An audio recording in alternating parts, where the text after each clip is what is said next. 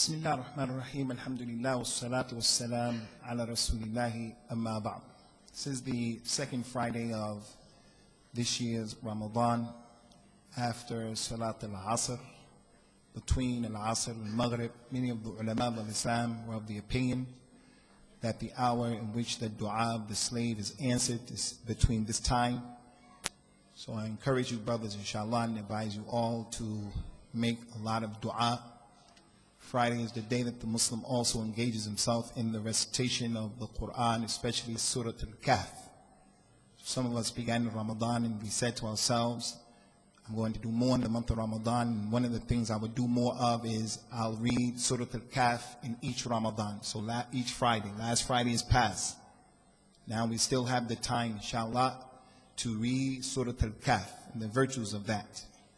But what we want to talk about, inshallah, today is an ibadah that many people have forgotten from our ummah, and this ibadah is very closely related and connected to Ramadan. No one is in any doubt that the Quran and fasting is together because of what's been mentioned in the Quran and what's been mentioned in the authentic Sunnah. The Quran and fasting are two ibadahs that are together to be done in the month of Ramadan. شهر رمضان الذي أنزل فيه القرآن هدى للناس وبينات من الهدى والفرقان فمن شهد منكم الشهر فليصمه. The month of Ramadan is the month that the Quran was revealed in as a huda and as something that makes clear to people the issues that they need to know. So whoever is present at home during that time, let him fast. So because the Quran was revealed in the month of Ramadan, it was chosen as the month of fasting because Ramadan is the month of the Quran. Not only the Quran, but it's the month of all of the books that Allah Ta'ala has revealed. In an authentic hadith that's been collected by Imam At-Tabarani on the authority of Wa'ila, the companion of the Nabi sallallahu alayhi wa sallam, وَرَضِيَ اللَّهُ عَنْهُ, قال النبي صلى الله عليه وسلم أنزلت صحف إبراهيم أول ليلة من شهر رمضان وأنزلت التوراة ل6 مضت من رمضان وأنزل الإنجيل ل13 مضت من رمضان وأنزل الزبور ل18 خلت من رمضان وأنزل القرآن ل24 خلت من رمضان. This is important, especially for you young people, our religion.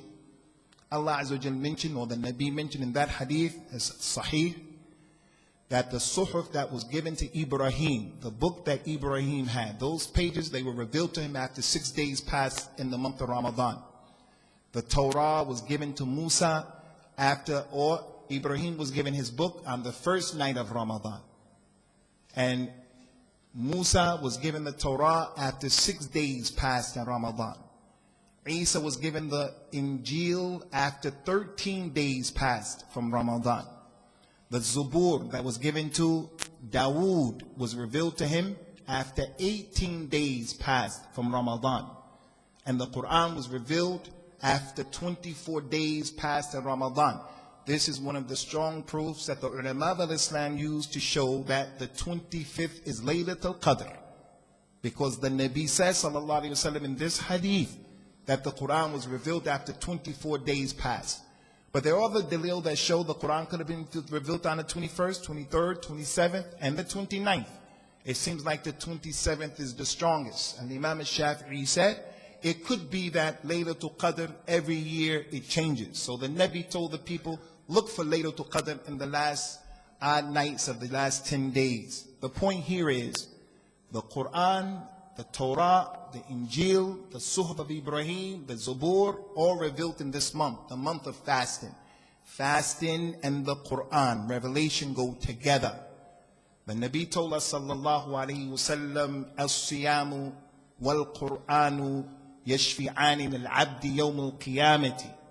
يقول الصيام ربي إني منعت الطعام والشهوة بالنهار فشفعني فيه ويقول القرآن ربي إني منعته النوم بالليل فشفعني فيه. The Quran and Siyam, both of them will come Yawm al-Qiyamah and they will intercede on behalf of the slave.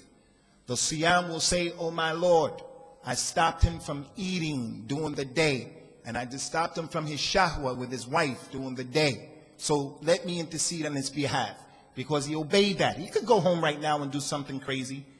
He can eat, he can drink, he can do something crazy.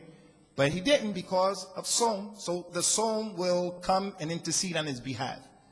The Quran will come and say, oh my Lord, I prevented him from going to sleep during the night. So cause me to be an intercessor for him. And that's from the virtues of At-Thahabi.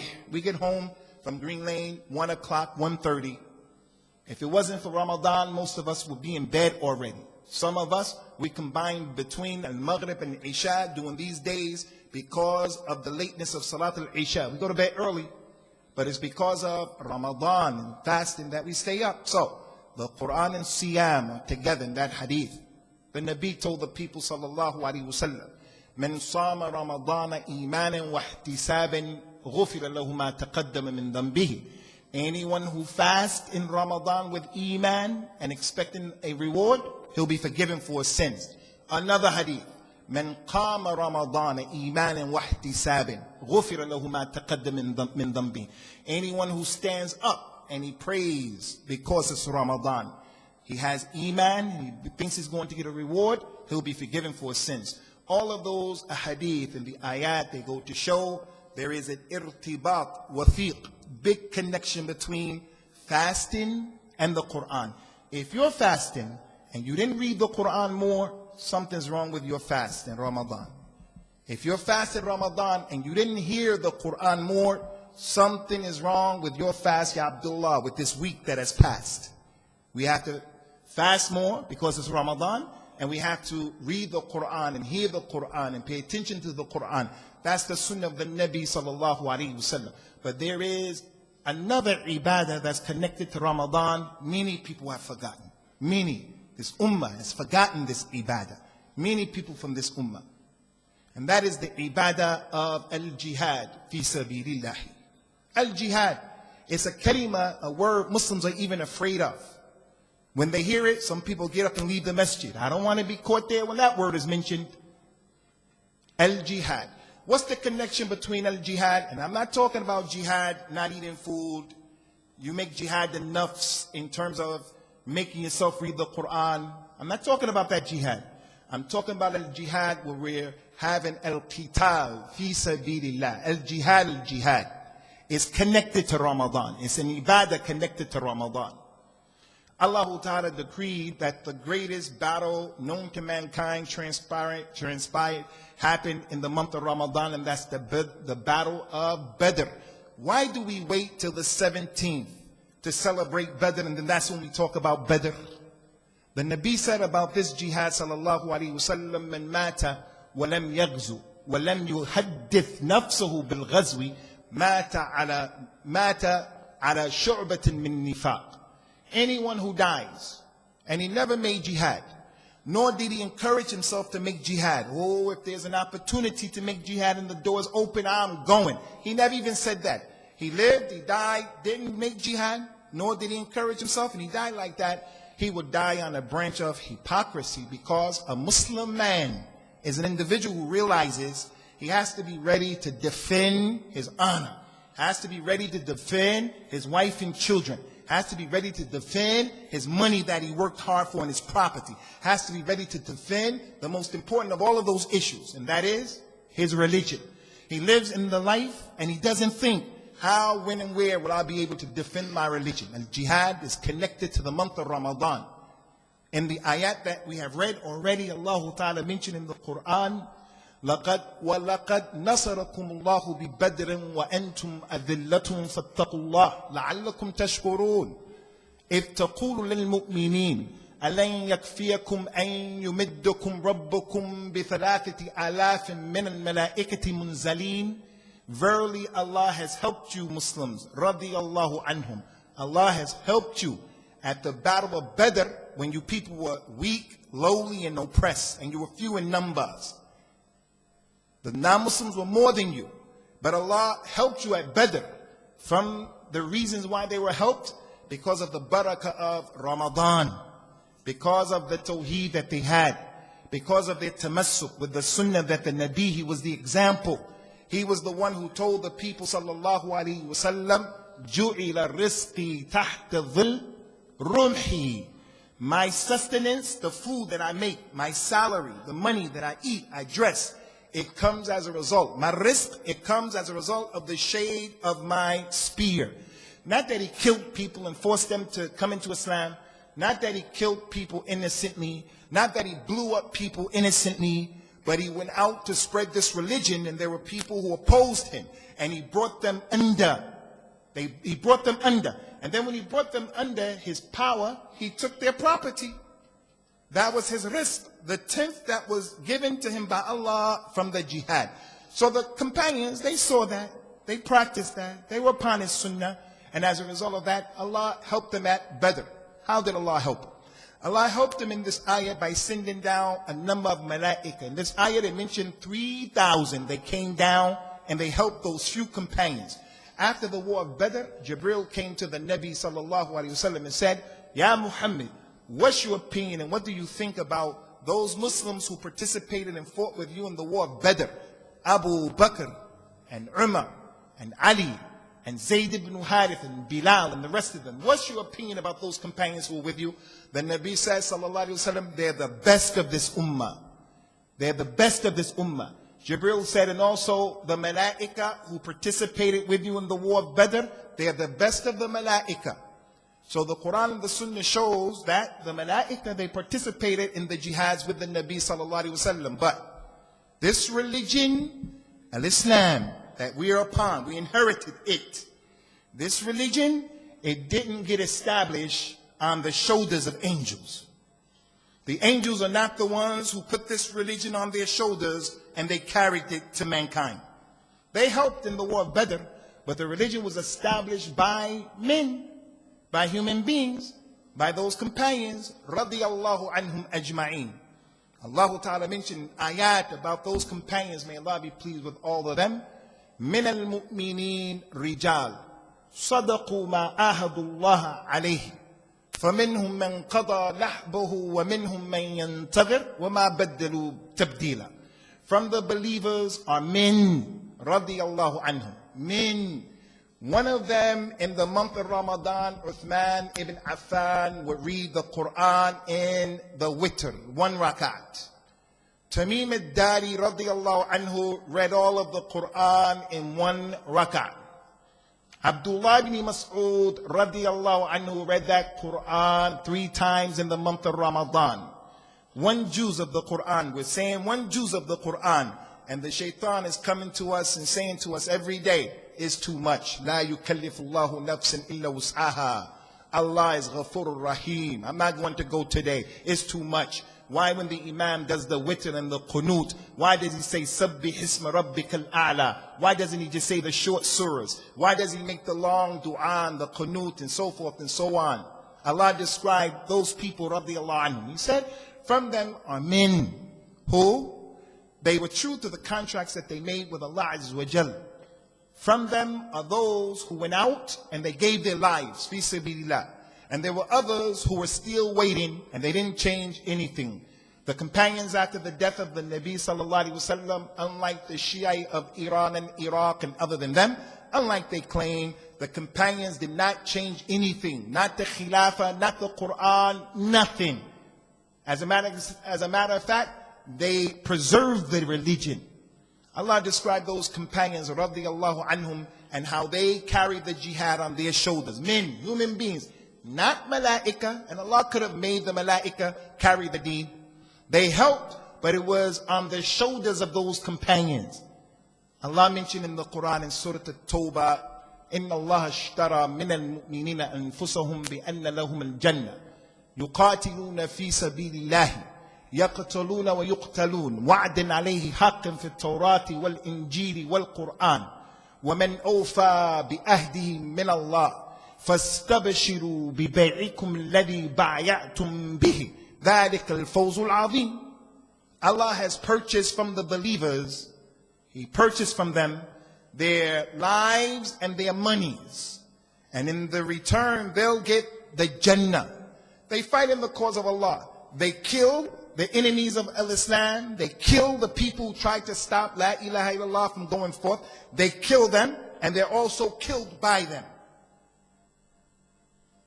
This is the promise of Allah Azza wa Jal that He mentioned in the Torah, in the Injil, in the Quran. And who is better than the promise that He gave than Allah? So be happy, have the bushra, be happy concerning this information that Allah Ta'ala is giving you, because that's truly the true felicity. So what's the point here? Ikhwani, what's the point here? The point here is we have a religious responsibility in the month of Ramadan, outside of the month of Ramadan, to see the bigger picture, to stop complaining. We have it good here in the UK. We have it good. We're going to go back to our homes. There are those of us, we won't take the time out to try to read Surah Al-Kahf, and it's in your best interest. There are those of us who won't make dua. There are those of us who won't go to Salat al-Maghrib or Isha in the Masjid. There are those of us who won't make Salat al-Tarawih. There are those of us who, we're not going to make the sajda of a shukr from the ibadat in this month that we should make a lot. We have a religious responsibility when you get tired, when you're thirsty, when you're hungry, when you feel it's hot and the day is long. We have a responsibility to say, you have to be like those people who carry this religion. So I want to share with you 2 ayats, inshallah, and we'll finish with this. And the reason why I want to share these 2 ayats is because of the virtues of coming to the masjid and learning the book of Allah. 2 ayats. The Nabi told us, sallallahu alayhi wa sallam, اجتمع قوم في بيت من بيوت الله يتلون كتاب الله ويتدارسونه فيما بينهم إلا نزلت عليهم السكينة وغشتهم الرحمة وحفت بهم الملائكة وذكرهم الله في من عنده. No people ever come together in one of the masajid, in the house of Allah. They read the Quran between themselves. They study the Quran between themselves. Whenever they do that, the sakina comes down. The rahmah of Allah comes down upon them for sitting, for learning. The malaika come down and they surround them to participate. And Allah mentions those people who are learning His Quran with those in the sky, the malaika. The Nabi told the people, sallallahu alaihi wasallam, ta'allimu al-Quran فَإِنَّهُ يَأْتِي شَفِيعٌ لَكُمْ. Learn the Quran. It will come as an intercessor for you if you learn it. The Nabi told the people, sallallahu alaihi wasallam, لأن يغدو أحدكم إلى المسجد فيقرأ أو يتعلم آيتين من كتاب الله خير له من ناقتين وثلاثة خير له من ثلاث وأربع خير له من أربع ومن أعداد ذلك من الإبل. If one of you goes to the masjid and you read 2 ayat, or you learn 2 ayat, or you read 3 ayat, you learn 3 ayat, you read 4 ayat, or you learn 4 ayat, that's better for him than going to get 2 camels or 3 camels or 4 camels. You sit in the masjid and you read Surah Al-Kahf, over 100 ayat, 110 ayat. That's better for you than going to get 110 camels. But we don't look at the Quran like that. We don't look at the Quran like that. Al-Muhim, the ayat that we want to deal with, Ikhwani, is an ayat that's in Surah Al-Baqarah, ayat 251. Allah Azza wa Jalla, He mentioned in this ayat that was revealed in this month, Tabaraka wa Ta'ala, وَلَوْلَا دَفْعُ اللَّهِ النَّاسَ بَعْضُهُمْ بِبَعْضٍ لَفَسَدَتِ الْأَرْضِ وَلَكِنَّ اللَّهَ ذُو فَضْلٍ عَلَى الْعَالَمِينَ. If it wasn't for the fact that Allah checked one group of people by using another group of people with jihad, if Allah didn't check one group of people by using another group of people, then there will be fasad in the earth. The earth will be fitna and fasad and problems. But Allah is dhu fadl ala al-alameen, because He legislated jihad. This is a fadl and a rahmah on the people. Because if it wasn't a group of people to stand up to stop other people from doing things, there's going to be fitna and fasad. That's in Surah Al-Baqarah. The other ayat is in Surah Al-Hajj, ayat number 40. Is similar to the first ayat. And Allah, by mentioning this ayat and is similar to the first, Allah didn't mention it to waste time. He's above that. He mentioned it to let the people know. When things are repeated in the Quran or the Sunnah, it's to let you know this thing is important. فَإِنَّ مَعَ الْعُسْرِ يُسْرًا إِنَّ مَعَ الْعُسْرِ يُسْرًا. That is repeated twice, so you won't have any doubt. Those ayat that are repeated, ad-dinu nasiha, ad-dinu nasiha, ad-dinu nasiha. Pay attention, it's important. فَبِأَيِّ آلَاءِ رَبِّكُمَا تُكَذِّبَانِ. Allah didn't mention those things just to waste time. Hasha lillah. The second ayah from Surah Al-Hajj, Allah Azza wa Jal, He mentioned, وَلَوْلَا دَفْعُ اللَّهِ النَّاسَ بَعْضُهُمْ بِبَعْضٍ لَهُدِّمَتْ صَوَامِعُ وَبَيْعٌ وَصَلَوَاتٌ وَمَسَاجِدُ يُذْكُرُ فِيهَا اسْمُ اللَّهِ كَثِيرًا. If it wasn't for a group of people, that Allah repelled one group of people with another group of people, if that didn't happen, then many of the monasteries, many of the synagogues, many of the churches, many of the masjids in which the name of Allah is being mentioned in them, they would be torn down, they would be destroyed. They would be torn down and they would be destroyed. So what's the point here? What's the point here? In Burma right now, in Burma, if there were a group of Muslims protecting the Burmese people, the Muslims there, then the other people, those Buddhists, wouldn't be killing them, bi'idhnillah. In Palestine, why are the Jews, the Zionists, killing the Palestinians like that? Because no one is getting in the way to say or to do anything. In Syria, they're being killed because no one's going to get involved. In Kashmir, no one's getting involved. America gets involved where it has some benefit. It has some petrodollars there, has some money, something that they're going to do, they'll get involved. It's not about democracy, it's just about their own personal benefit. But the point is, the principle is, if it wasn't for a group of one people, then there's going to be fitna and fasad. And that's the rahmah of Allah Ta'ala, that He would legislate al-jihad to stop people from oppressing other people. So now, every night in Ramadan, across the globe, in our Masjid Green Lane, the Imam says a dua every night. Allahumma la tusallitu alayna bidhunubina man la yarhamna. Every night, oh Allah, don't cause a group of people who don't have any rahmah on us because of our sins. Don't put over us people who won't have rahmah upon us. And we say Ameen, Ameen, Ameen every night. Every night. The Zionist Jews, they have no rahmah on the Palestinians. No rahmah. Those Buddhists in Burma have no rahmah. The Hindus have no rahmah on the Muslims in Kashmir. No rahmah. We're saying Ameen, Ameen, year in and year out, year in and year out. And one of the reasons for that, Ikhwani, is because after Salatul Taraweeh, we go home and we do everything that's against the religion.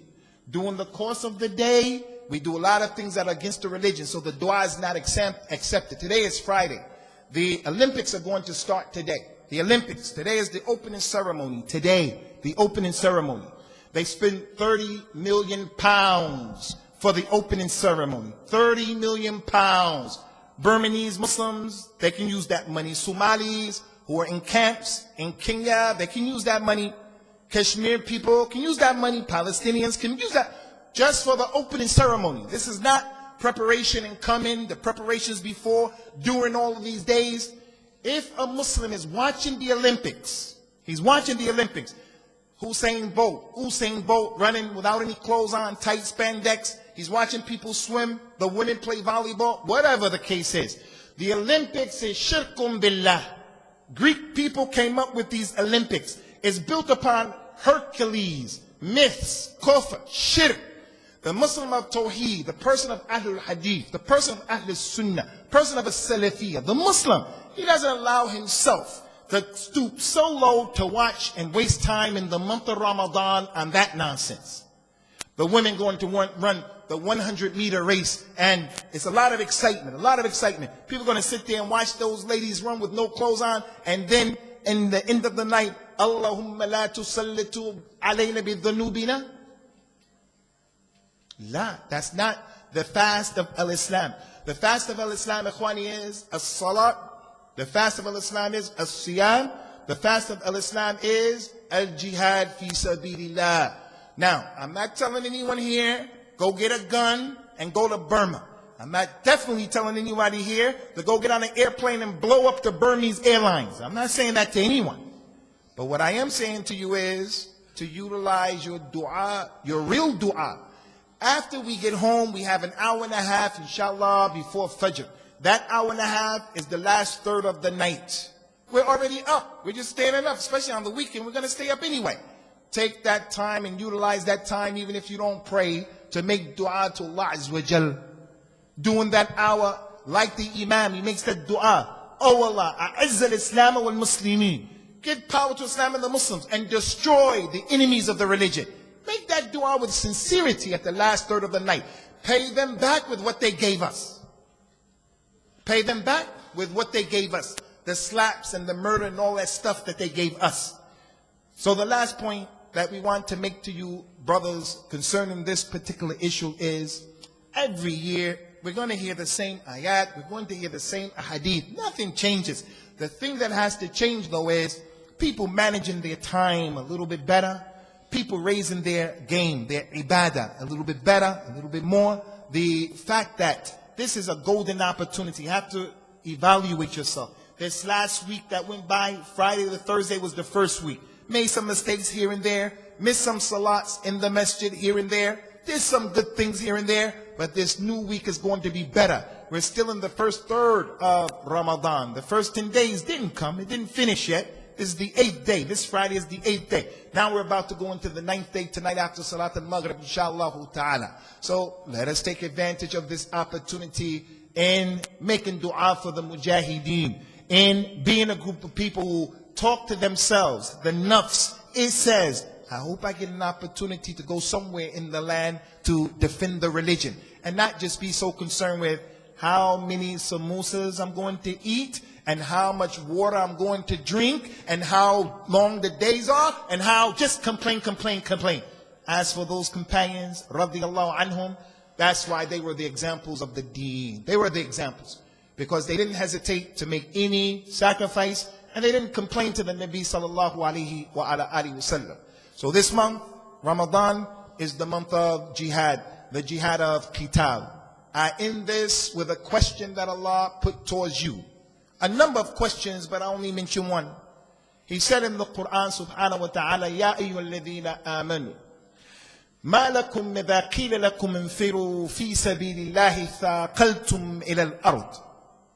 أرضيتم بالحياة الدنيا على الآخرة وما متاع الحياة الدنيا في الآخرة إلا قليل إلا تنفروا يعذبكم عذابا أليما ويستبدل قوم غيركم ولا تضروه شيئا والله على كل شيء قدير. Oh you who believe, why is it when you're called and you're encouraged and you're invited to go out fi sabilillah, not 40 days Jamaat al-Tabligh fi sabilillah, to go out and fight fi sabilillah to prove the deen and your iman, why when that invitation is made you hold on to the earth and you don't go out, you refuse?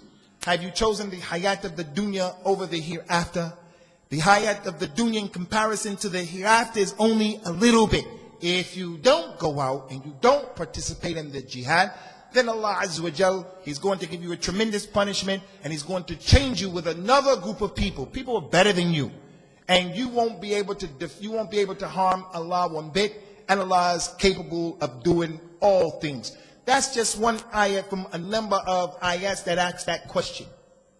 Ya ayyuhalladhina amanu hal adullukum ala tijaratin tunjikum min adhabin alim تؤمنون بالله ورسوله وتجاهدون في سبيل الله بأموالكم وأنفسكم ذلكم خير لكم إن كنتم تعلمون يغفر لكم ذنوبكم ويدخلكم جنات تجري من تحتها الأنهار ومساكن طيبة في جنات عدن ذلك الفوز العظيم وأخرى تحبونها نصر من الله وفتح قريب وبشر المؤمنين. Questions after questions in jihad. Why are we not going out? Oh, you believe. Shall I not invite you to a tijara that will please you? And the ayat went on and it went on. So Allah didn't put it on us that we got to go out and make jihad, because that ain't our issue right now. But we have the ability to make dua. We have the ability to stay in the masjid to read Surah Al-Kahf. We have the ability not to go home and to turn on the TV. We have the ability to say to our family members, hey, those Olympics, haram. Haram. People say, Abu, you're mutshaddid. Do you believe it's okay? A man from Pakistan is going to the Olympics this year. He's going to swim. He's going to swim the 100 meters. And if he wins, what are we going to say? Allahu Akbar. The Somali man from London, Mo Farah, he's one of the best runners in the world. He's going to run. If he wins, he makes sajda. What are we going to say? Allahu Akbar. No. Watching that, haram. The Muslim lady, for years, Saudi Arabia, they didn't allow women to participate in the Olympics at all. It was in their qanun. Never allowed it. This year, the first woman is going to participate. Why? Because the whole world put pressure on Saudi Arabia and said, where's the democracy? Where's the women's liberation? Where's the equality? So they buckled under the pressure. So this year, the lady is going to participate. That's the condition of Al-Islam. I don't single out and mention Saudi Arabia to bring them down. That's just an example. If you're not politically correct today, you're going to have problems. Our religion is changing. These little kids, when they grow up, inshallah, we don't know what's the complexion of their Islam. What is it going to look like? What is it going to look like, their Islam? Because you can't even mention words now in Al-Islam. You can't even mention, how does Al-Islam distinguish and make differences between the man and the woman? And so many other issues. So although we're not going to make that type of jihad, we have to make dua for those Syrian brothers who are making jihad and defending their land, their property, their honor from the kafir hakim who's there. We have to make dua to Allah Ta'ala for our brothers who are in the other parts of the Muslim world, like in Libya. How have the Muslims forgotten Libya? Right now there's fitna and fawd and fasad in Libya, in Iraq, all over the place. So let us make dua and remember, Ramadan is the month of jihad. It's not the month of sleep. It's not the month of complaining. This is the month of the Fathun Qareeb from Allah Ta'ala, provided that people are treading the path of the Nabi sallallahu alayhi wa ala alihi wasallam and his companions radiyallahu anhum ajma'een. Subhanaka Allahumma wa bihamdika wa ashhadu an la ilaha illa ant astaghfiruka wa atubu ilayk. Wassalamu alaykum wa rahmatullahi wa barakatuh.